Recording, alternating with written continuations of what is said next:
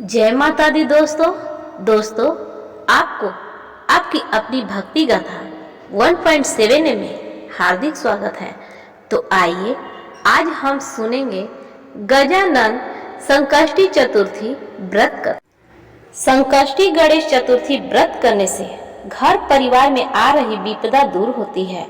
कई दिनों से रुके मांगलिक कार्य संपन्न होते हैं तथा भगवान श्री गणेश असीम सुखों की प्राप्ति कराते हैं। माह की किसी भी चतुर्थी के दिन भगवान श्री गणेश की पूजा के दौरान संकष्टी गणेश चतुर्थी व्रत की कथा सुनना जरूरी होता है। इससे संबंधित 4 कथाएं प्रचलित हैं। पौराणिक एवं प्रचलित कथा। श्री गणेश कथा अनुसार एक बार देवता कई विपदाओं में घिरे थे। तब वह मदद मांगने भगवान शिव के पास आए। उस समय शिव के साथ कार्तिकेय तथा गणेश जी भी बैठे थे। देवताओं की बात सुनकर शिव जी ने कार्तिकेय एवं गणेश जी से पूछा कि तुम में से कौन देवताओं के कष्टों का निवारण कर सकता है।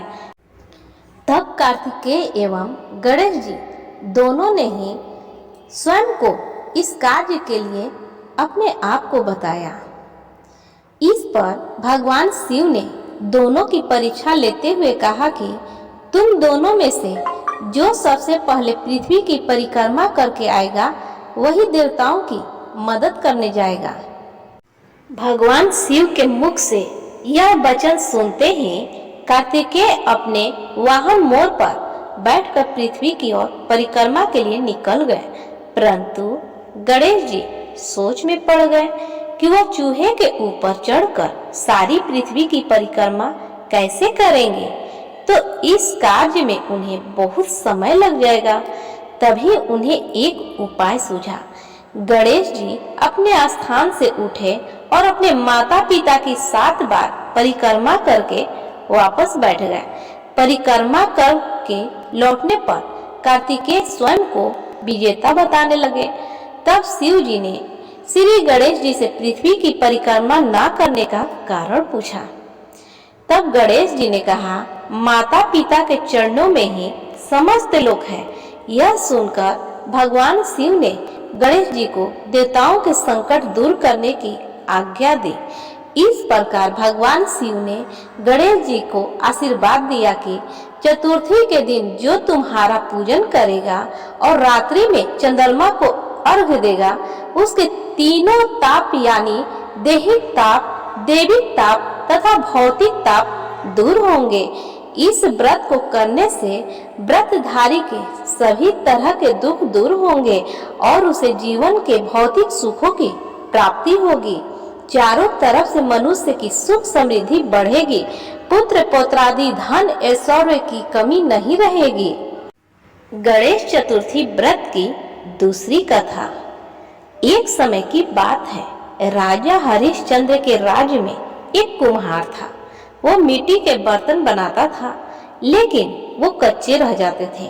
एक पुजारी की सलाह पर उसने इस समस्या को दूर करने के लिए एक छोटे बालक को मिट्टी के बर्तनों के साथ आवा में डाल दिया। उस दिन संकष्टी चतुर्थी का दिन था। उस बच्चे की माँ अपने बेटे के लिए परेशान थी। उसने गणेश जी से बेटे की कुशलता की प्रार्थना की। दूसरे दिन जब कुम्हार ने सुबह उठकर देखा तो आवा में उसके बर्तन तो पक गए थे, लेकिन बच्चे का बाल बाका भी नहीं हुआ था। वह डर गया और राजा के दरबार में जाकर सारी घटना बताई। इसके बाद राजा ने उस बच्चे और उसकी माँ को बुलवाया तो माँ ने सभी तरह के विघ्न को दूर करने वाली संकष्टी चतुर्थी का वर्णन किया। इस घटना के बाद से महिलाएं संतान और परिवार के सौभाग्य के लिए संकट चौथ का व्रत करने लगी। तीसरी कथा। एक समय की बात है कि विष्णु भगवान का विवाह लक्ष्मी जी के साथ निश्चित हो गया। विवाह की तैयारी होने लगी। सभी देवताओं को निमंत्रण भेजे गए, परंतु गणेश जी को निमंत्रण नहीं दिया गया।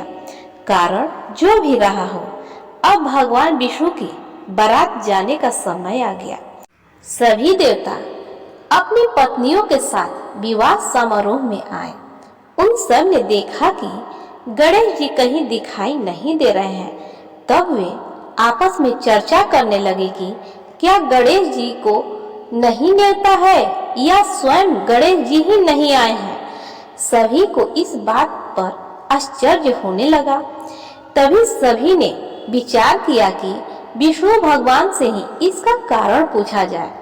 विष्णु भगवान से पूछने पर उन्होंने कहा कि हम गणेश जी के पिता भोलेनाथ महादेव को न्योता भेजा है। यदि गणेश जी अपने पिता के साथ आना चाहते तो आ जाते। अलग से न्योता देने की कोई आवश्यकता भी नहीं थी। दूसरी बात यह है कि उनको 1.25 मन मूंग, 1.25 मन चावल, 1.25 मन घी और 1.25 मन लड्डू का भोजन दिन भर में चाहिए। यदि गणेश जी नहीं आएंगे तो कोई बात नहीं, दूसरे के घर जाकर इतना सारा खाना पीना अच्छा भी नहीं लगता। इतनी वार्ता कर ही रहे थे कि किसी एक ने सुझाव दिया कि यदि गणेश जी आ भी जाए तो उनको द्वारपाल बनाकर बैठा देंगे कि आप ये घर का ख्याल रखना। आप तो चूहे पर बैठकर धीरे धीरे चलोगे तो बारात तो बहुत पीछे रह जाएगी। यह सुझाव भी सबको पसंद आ गया तो विष्णु भगवान ने भी अपनी सहमति दे दी। होना क्या था कि इतने में गणेश जी वहां आ पहुंचे और उन्हें समझा बुझाकर घर की रखवाली करने बैठा दिया गया। बारात चल दी। तब नारद जी ने देखा कि गणेश जी तो दरवाजे पर ही बैठे हुए हैं, तो वो गणेश जी के पास गए और रुकने का कारण पूछा। गणेश जी कहने लगे कि विष्णु भगवान ने मेरा बहुत अपमान किया है। नारद जी ने कहा कि आप अपनी मूषक सेना को आगे भेज दें तो वह रास्ता खोद देगी, जिससे उनके वाहन धरती में धंस जाएंगे। तब आपको सम्मान पूर्वक बुलाना पड़ेगा। अब तो गणेश जी ने अपनी मूषक सेना जल्दी से आगे भेज दी और सेना ने जमीन पोली कर दी। जब बारात वहां से निकली तो रथों के पहिए धरती में धंस गए। लाख कोशिश करे परंतु पहिए नहीं निकले। सभी ने अपने अपने उपाय किए परंतु पहिए तो नहीं निकले, बल्कि जगह जगह से टूट गए। किसी की समझ में नहीं आ रहा था कि अब क्या किया जाए। तब तो नारद जी ने कहा, आप लोगों ने गणेश जी का अपमान करके अच्छा नहीं किया। यदि उन्हें मना कर लाया जाए तो आपका कार्य सिद्ध हो सकता है और यह संकट टल सकता है। शंकर भगवान ने अपने दूत नंदी को भेजा और वे गणेश जी को लेकर आए। गणेश जी का आदर सम्मान के साथ पूजन किया गया। तब कहीं रथ के पहिए निकले। अब रथ के पहिए निकल को गए परंतु वे टूट फूट गए, तो उन्हें सुधारे कौन। पास के खेत में खाती काम कर रहा था, उसे बुलाया गया। खाती अपना कार्य करने के पहले श्री गणेशाय नमः कहकर गणेश जी का वंदना मन ही मन करने लगा। देखते ही देखते खाती ने सभी पहियों को ठीक कर दिया।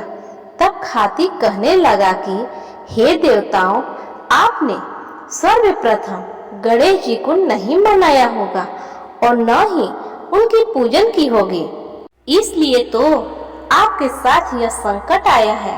हम तो मूर्ख अज्ञानी हैं, फिर भी पहले गणेश जी को पूजते हैं, उनका ध्यान करते हैं। आप लोग तो देवता गण हैं, फिर भी आप गणेश जी को कैसे भूल गए। अब आप लोग भगवान श्री गणेश की जय जयकार बोलकर जाए तो आपके सब काम बन जाएंगे और कोई संकट भी नहीं आएगा। ऐसा कहते हुए बारात वहां से चल दी और विष्णु भगवान का लक्ष्मी जी के साथ विवाह संपन्न करा के सभी सकुशल लौट आए। हे गणेश जी महाराज, आपने विष्णु को जैसे कार्य सारी हो ऐसे कार्य सबको सिद्ध करो जो। बोलो गजानन भगवान की जय। चौथी कथा। श्री गणेश चतुर्थी व्रत की पौराणिक कथा के अनुसार एक बार भगवान शिव तथा माता पार्वती नर्मदा नदी के किनारे बैठे थे। वहां माता पार्वती ने भगवान शिव से समय व्यतीत करने के लिए चौपड़ खेलने को कहा।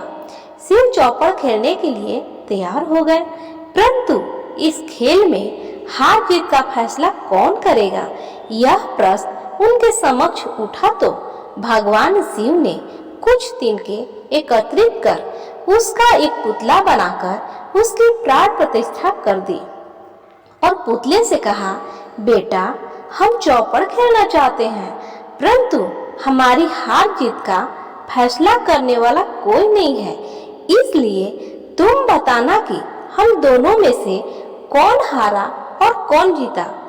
उसके बाद भगवान शिव और माता पार्वती का चौपड़ खेल शुरू हो गया।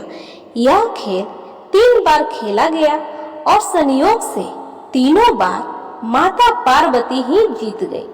खेल समाप्त होने के बाद बालक से हार जीत का फैसला करने के लिए कहा गया, तो उस बालक ने महादेव को विजयी बताया। यह सुनकर माता पार्वती क्रोधित हो गई और क्रोध से उन्होंने बालक को लंगड़ा होने, कीचड़ में पड़े रहने का श्राप दे दिया। बालक ने माता पार्वती से माफी मांगी और कहा कि यह मुझसे अज्ञानतावश ऐसा हुआ है, मैंने किसी दुष्ट भाव में ऐसा नहीं किया। बालक द्वारा क्षमा मांगने पर माता ने कहा, यहाँ गणेश पूजन के लिए नाग कन्याएं आएंगी, उनके कहे अनुसार तुम गणेश व्रत करो, ऐसा करने से तुम मुझे प्राप्त करोगे। यह कहकर माता पार्वती शिव के साथ कैलाश पर्वत पर चली गई। 1 वर्ष के बाद उस स्थान पर नाग कन्याएं आई। तब नाग कन्याओं से श्री गणेश जी के व्रत की विधि मालूम करने पर उस बालक ने 21 दिन लगातार गणेश जी का व्रत किया। उसकी श्रद्धा से गणेश जी प्रसन्न हुए। उन्होंने बालक को मनोवांछित फल मांगने के लिए कहा। उस पर उस बालक ने कहा, हे विनायक, मुझ में इतनी शक्ति दीजिए कि मैं अपने पैरों से चलकर अपने माता पिता के साथ कैलाश पर्वत पर पहुंच सकूं और वे यह देखकर प्रसन्न हो जाएं। तब बालक को वरदान देकर श्री गणेश भगवान अंतर ध्यान हो गए। इसके बाद वह बालक कैलाश पर्वत पर पहुंच गया और कैलाश पर्वत पर पहुंचने की अपनी कथा उसने भगवान शिव को सुनाई। चौपड़ वाले दिन से माता पार्वती शिव जी से विमुख हो गई थी। अतः देवी के रुष्ट होने पर भगवान शिव ने भी बालक के बताए अनुसार 21 दिनों तक श्री गणेश जी का व्रत किया। इस व्रत के प्रभाव से माता पार्वती के मन से भगवान शिव के लिए जो नाराजगी थी वह समाप्त हो गई। तब यह व्रत विधि भगवान शंकर ने माता पार्वती को बताई। यह सुनकर माता पार्वती के मन में भी अपने पुत्र कार्तिकेय से मिलने की इच्छा जागृत हुई। तब माता पार्वती ने भी 21 दिन तक श्री गणेश जी का व्रत किया तथा दुर्बा, फल और लड्डुओं से गणेश जी का पूजन अर्चन किया।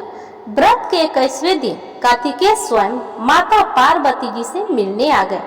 उस दिन से श्री गणेश चतुर्थी का यह व्रत समस्त मनोकामनाओं को पूर्ति करने वाला व्रत माना जाता है। इस व्रत को करने से मनुष्य के सारे कष्ट दूर होकर मनुष्य को समस्त सुख सुविधाएं प्राप्त होती है। जो भी व्यक्ति सच्चे दिल से भगवान गणेश की संकष्टी व्रत करता है, कथा को सुनता है, भगवान उसके सभी संकट को दूर करते हैं और उसकी सभी मनोकामनाएं पूर्ण करते हैं और उसके घर में सुख समृद्धि का वास होता है। गजानन संकष्टी चतुर्थी व्रत करने से घर में सुख समृद्धि का वास होता है और जातक के सभी संकट दूर होते हैं। हिंदू धर्म में गणेश जी को देवताओं में प्रथम देव का स्थान प्राप्त है और किसी भी शुभ कार्य से पहले उनका पूजन करना अनिवार्य है। जो भी जातक श्रद्धा भाव से श्री गणेश जी का पूजन और गजानन संकष्टी चतुर्थी का व्रत करते हैं, उन्हें जीवन में किसी प्रकार की समस्या का सामना नहीं करना पड़ता है। तो प्रेम से बोलिए जय श्री गणेश।